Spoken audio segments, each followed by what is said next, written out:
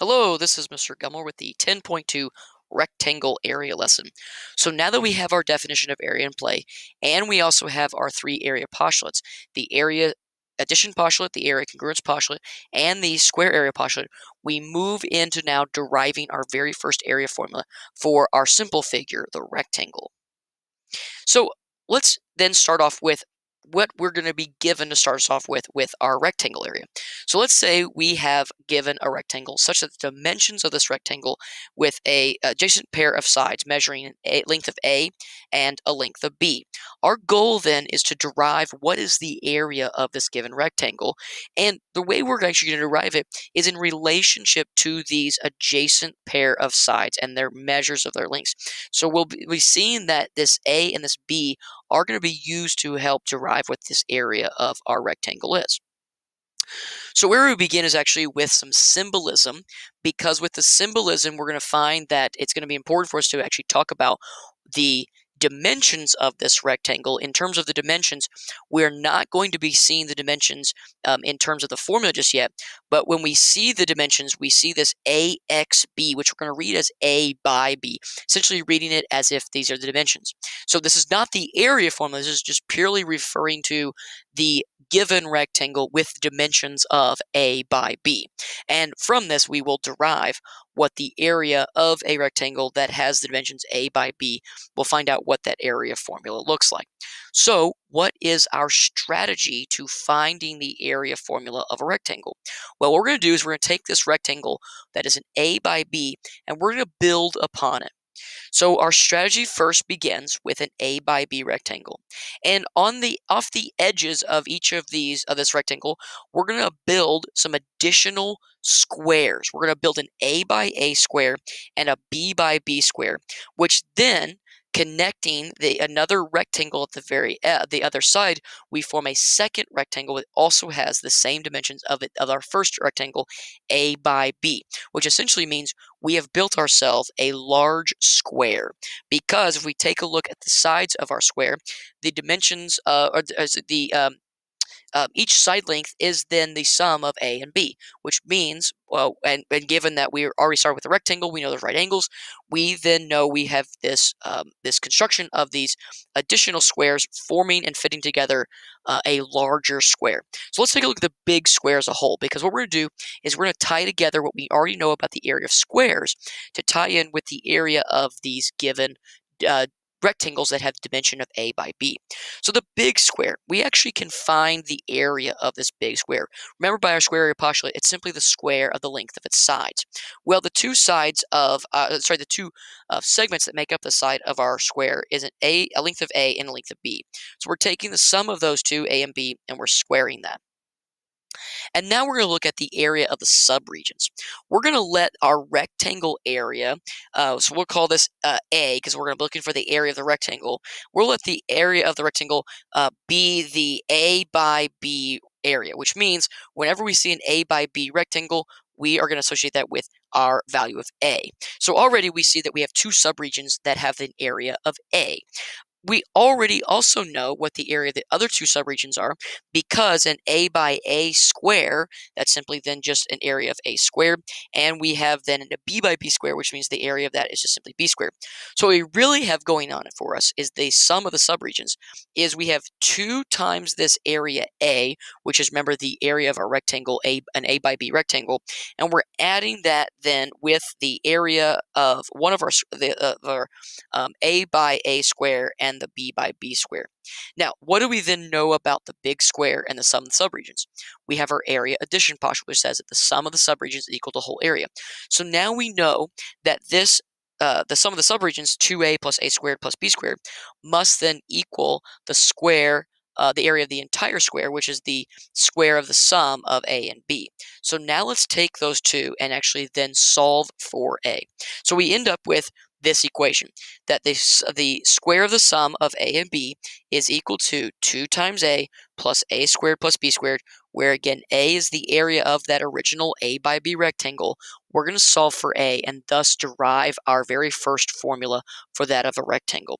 So the very first thing we do is square the left-hand side, A plus B squared. Now remember, it's not equal to A squared plus B squared. We must then actually binomial distribute this out. So what we'll actually get when we do a plus b squared, it looks like this: a plus b times a plus b. So evaluating that, we actually then have to distribute out each of our binomial terms there. So we get a squared, and I'm going to go ahead and simplify this, plus 2ab plus b squared is equal then to 2a plus a squared plus b squared. Now notice what happens on the left and right hand side.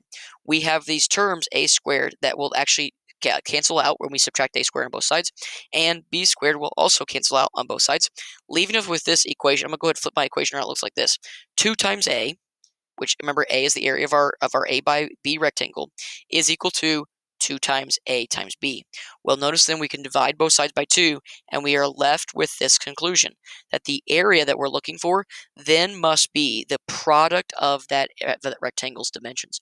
So if a rectangle's dimensions are a by b, then the area of that rectangle is a times b.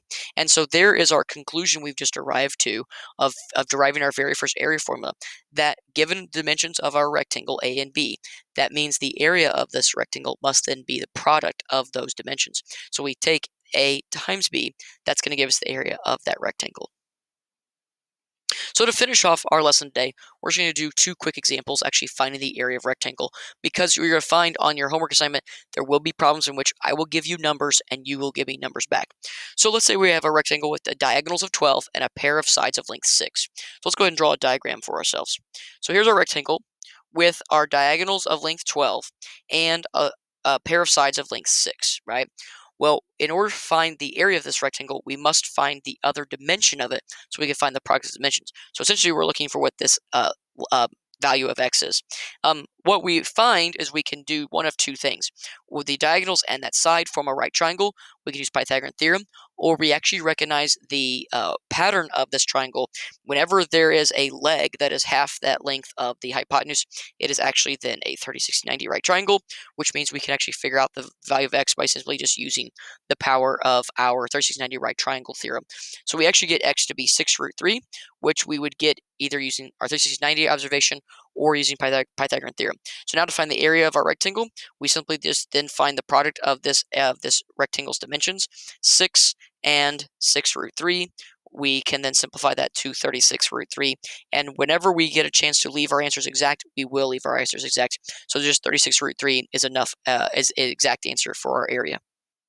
Now, we will also find examples on the homework assignment in which we're not going to be able to give an exact area, and that is because dealing with the given information, we are going to have to use some sort of other tool we have to get the dimension, and it just so happens the tool we may use will actually result in a value that is an approximation.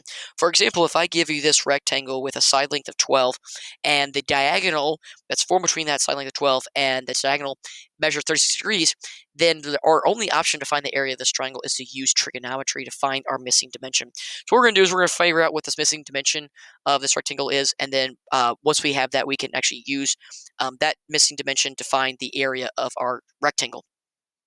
So we're going to use our sine, cosine, and tangent properties. SOHCAHTOA, think about using that right triangle with the acute angle 36, the given side 12, and we're finding the missing side x.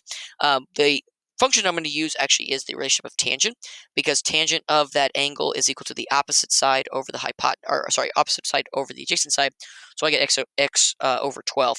I'm going to solve for x, which means I would then multiply both sides by 12. So I'm really doing 12 times the tangent of 36 degrees. And let's go ahead and evaluate that.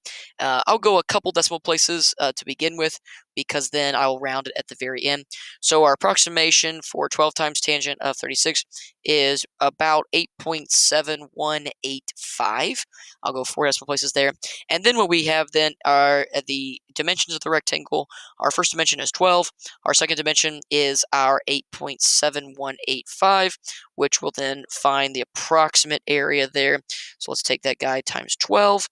We get 104.62, and again, it does ask us to just round to the nearest hundredth, and so there is our approximate area of our rectangle. And so you will find, in most cases, you'll be able to give me an exact answer for the area of the rectangle, but there are a handful, I'd say less than a handful, I would say, in which you're going to have to give me an approximation just because of the information given.